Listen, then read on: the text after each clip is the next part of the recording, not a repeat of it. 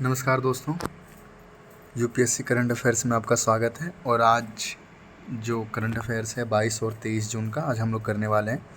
देखिए, मैं सिर्फ थोड़ा सा पढ़ाऊँगा और इसी में आपको करंट अफेयर्स के जितने भी क्वेश्चन हैं यूपीएससी में खासकर इससे ही आते हैं, इससे ज़्यादा आपको पढ़ना नहीं है।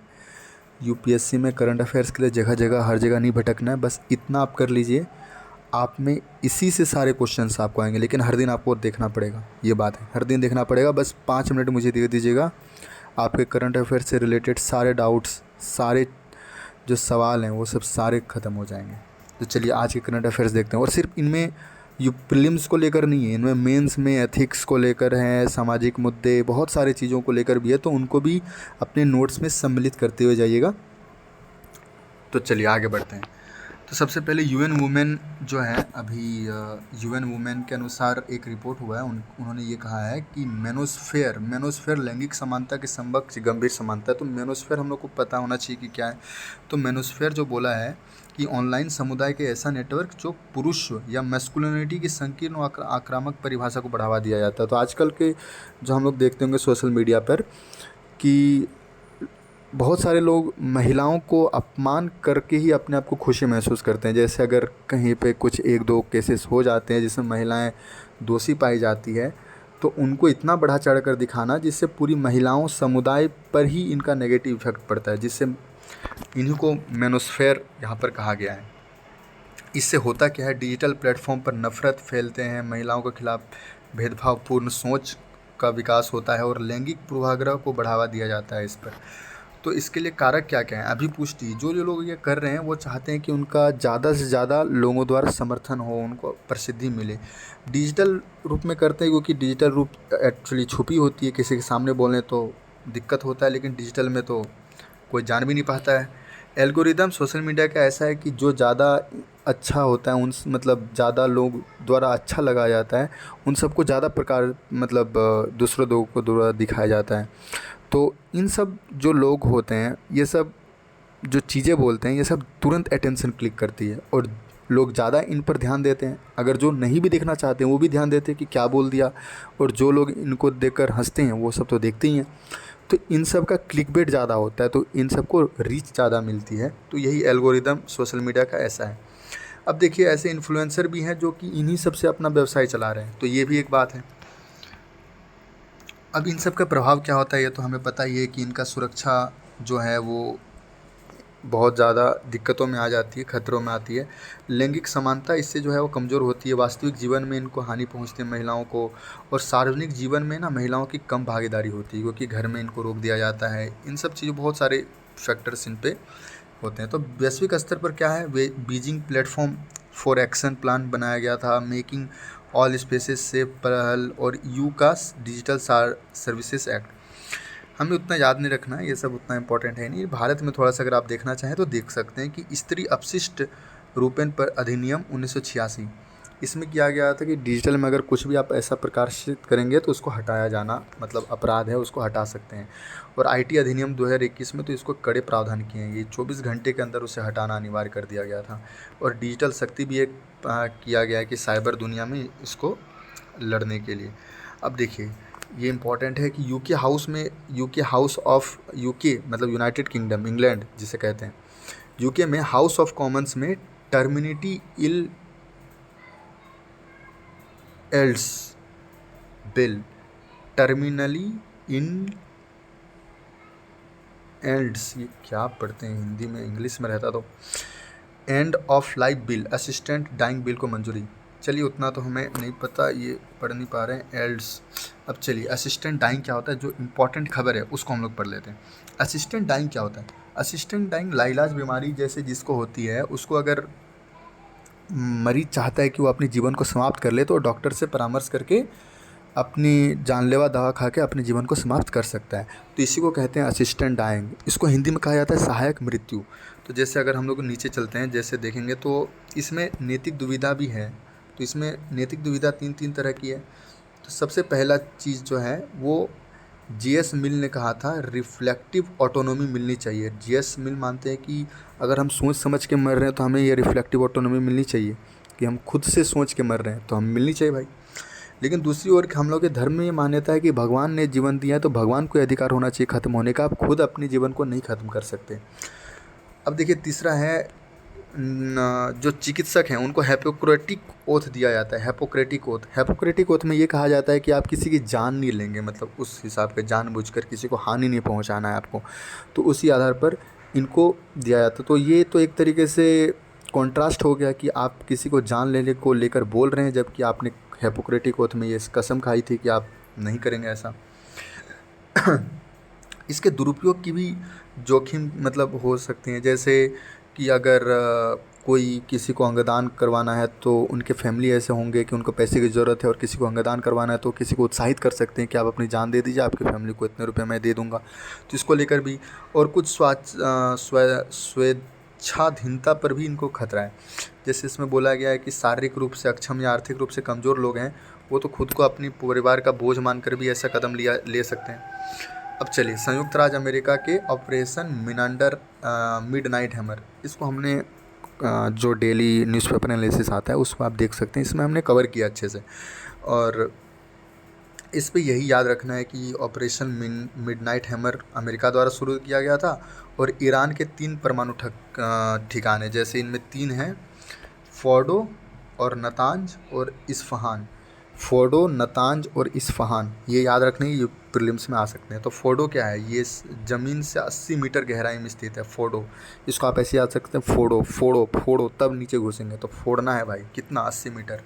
नतांज सबसे बड़ा इसमें बोल रहे हैं कि यूरेनियम संवर्धन प्लांट है वहाँ का। और इस्फहान तो मतलब ये भी है यूरेनियम परिवर्तन प्लांट।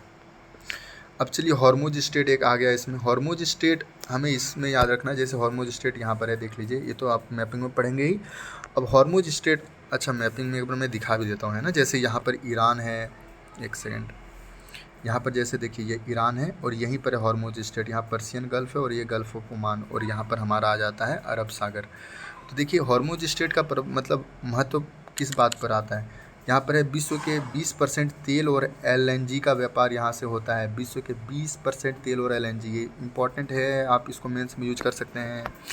भारत में लगभग 40% कच्चे तेल और करीब 50% प्राकृतिक गैस। 40% कच्चे तेल, 50% प्राकृतिक गैस का आयात यहीं से होता है। कहाँ से, हॉर्मुज स्टेट से। और ये भी याद रखिए साथ ही साथ, भारत विश्व का तीसरा सबसे बड़ा तेल आयातक देश है, ठीक है, ये तो हमें पता होना चाहिए।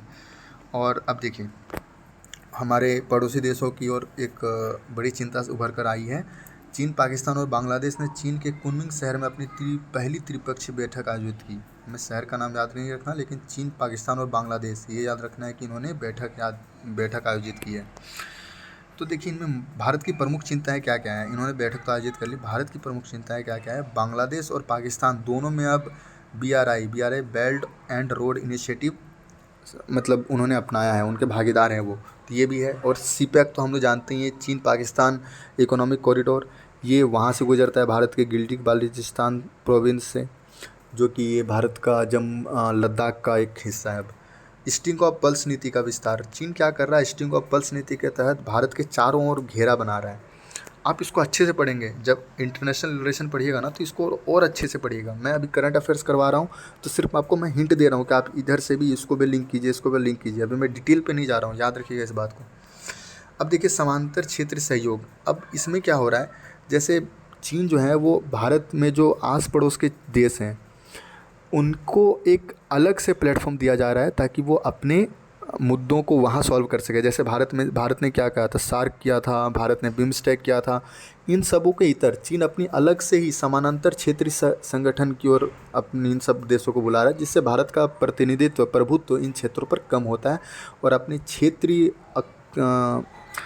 मतलब क्षेत्रीय जो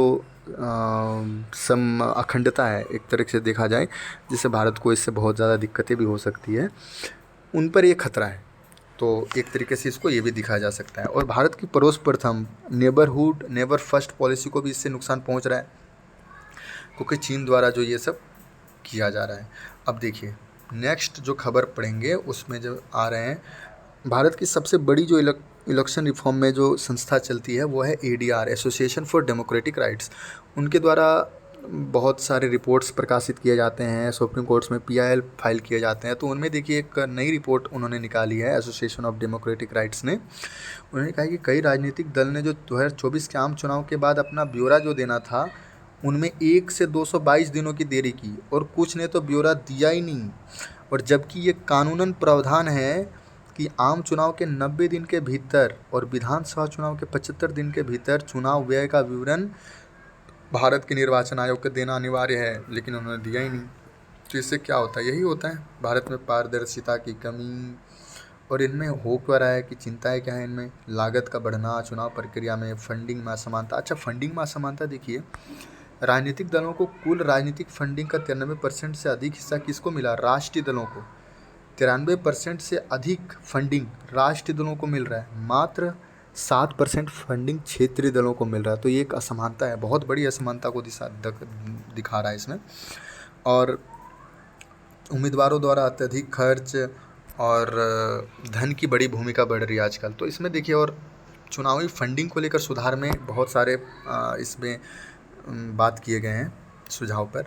तो विधि आयोग द्वारा चुनावी व्यय की सीमा तय करने को लेकर बात की गई थी। विधि आयोग अभी कौन सा विधि आयोग चल रहा है? अभी वर्तमान में विधि आयोग एक गठित हुई है, उसको याद कर लीजिएगा, है ना।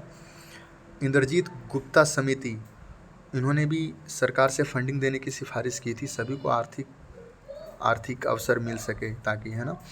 और ADR, वही एसोसिएशन फॉर डेमोक्रेटिक राइट्स, इन्होंने तो यही कहा था कि अगर आपको चुनावी फंडिंग लेनी है तो चेक ड्राफ्ट या RTGS के माध्यम से लीजिए, ताकि काले धन पर रोक लगाया जा सके। तो अच्छी बात है। अब देखिए नेक्स्ट हम लोग चलते हैं कॉफ़ी की ओर। तो देखिए दोस्तों, एक अच्छी खबर निकल के आ रही है कि कॉफ़ी निर्यात में 11 वर्षों में 125% की बढ़ोतरी हुई है। और इसमें 2 प्रकार की कॉफ़ी उगती है, एक होता है अरेबिका और एक होता है रोबस्टा।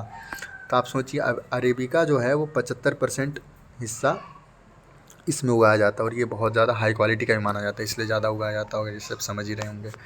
ब्राज़ील सबसे बड़ा है और भारत दूसरा है, और कर्नाटक भारत में सबसे ज़्यादा है, कर्नाटक। और तो कुछ है नहीं इसमें, ये देख सकते हैं 150 से 300 सेमी वार्षिक वर्षा, और 15 से 24 डिग्री सेल्सियस, और रोबस्टा के लिए 24 से 30। ये तो इम्पोर्टेंट है नहीं, बस मतलब इम्पॉर्टेंट है, बट इसको भी देख सकते हैं। जो इम्पोर्टेंट है वो मैंने आपको बता दिया। अब स्वर्ण रेखा नदी जो इम्पोर्टेंट है, उसमें एक चीज़ याद रखिएगा, हुंडरू जलप्रपात इसी पे पड़ता है, रांची झारखंड में है। और राष्ट्रीय जलमार्ग प्राधिकरण 2016, इसको मैंने इसलिए हाईलाइट किया क्योंकि इससे हमें एक्ट भी याद हो जाएगा कब आया था। तो राष्ट्रीय जलमार्ग अधिनियम 2016 के अंतर्गत स्वर्ण रेखा जलमार्ग को राष्ट्रीय जलमार्ग 96 घोषित किया गया है, 96। अब चलिए डिजिटल मार्केट एक्ट, ये इम्पोर्टेंट नहीं है, ये इन्होंने यही यूरोपीय संघ ने बोला है कि अपने सर्च रिजल्ट में बदलाव करें आप। तो गेटकीपर इनमें से एक प्रमुख आया है कि गेटकीपर कौन होता है? तो गेटकीपर वो होता है जो सर्च इंजन, ऐप स्टोर और मैनेजिंग सेवाएं, बड़ी डिजिटल प्लेटफॉर्म सेवाएं जो देती हैं, उनको गेटकीपर कहा जाता है। याद रखिए ना, जो गेट खोलते हैं, जो बड़ी बड़ी सेवाएं देती हैं, वही बात है। अब चलिए नेक्स्ट चलते हैं, ई रक्त कोष। ये तो इम्पोर्टेंट है नहीं, इसको हटा ही दीजिए, फालतू के, याद रखिएगा। स्कल्प्टर गैलेक्सी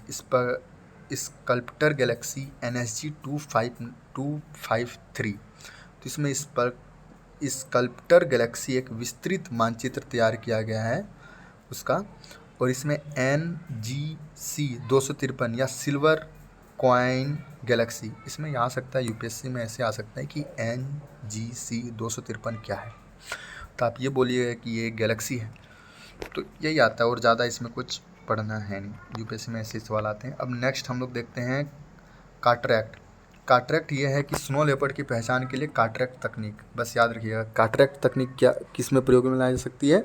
मेंस में भी यूज कर सकते हैं कि हिमालय में स्नो लेपर्ड जो होते हैं, स्नो लेपर्ड देखिए यहाँ पे दिख रहा है, उसके लिए काटरैक्ट तकनीक। तो बाघ की पहचान के लिए क्या होता है? M strip. ये ना, ये बाघों की जब गणना होती है तो उनमें ये यूज किया जाता है एम स्ट्रिप। GPS की मदद से फ़ोटो आधारित सबूतों को जियो टैगिंग करते हैं, जगह जगह कैमरे लगा दिए जाते हैं दोस्त, और ये फ़ोटो क्लिक करते हैं, और वही स्ट्रिप जो है इन बाघों की, उनके द्वारा ये किया जाता है। अब लायन देखिए, लायन को जैसे सिम्बा, गुंज फॉरेस्ट, अलर्ट जनरेशन सिस्टम का उपयोग किया जाता है इसको लेकर, शेर को लेकर। तो ये इंपॉर्टेंट है नहीं, बहुत ज़्यादा दे दिए हैं तो इसीलिए। ग्याडा नेगेटिव, ये इम्पोर्टेंट नहीं है। एक नया ब्लड ग्रुप पाया गया, हमें क्या मतलब अब देखिए नैनो उर्वरक, ये हमें पहले भी डिस्कस किया है पर फिर से एक बार डिस्कस करते हैं। इफ़को जो है ना, इफ़को ब्राज़ील में अपना पहला विदेशी उर्वरक संयंत्र स्थापित करने जा रहा है। इफ़को क्या है? Indian farmers fertilization cooperative limited, ये भारत की है। और इन्होंने क्या क्या लॉन्च किया है? नैनो लिक्विड यूरिया और 2023 में नैनो डीएपी लॉन्च किया है। अब नैनो उर्वरकों के बारे में जो ऐसे हैं कि ये नैनो आकार की सामग्रियों 100 नैनोमीटर या उससे कम नैनो आकार की सामग्रियों से बने होते हैं। इन्हें लपेटा या कोट किया जाता है। पोषक तत्व तो धीरे धीरे नियमित रूप से मिट्टी में घुलते हैं।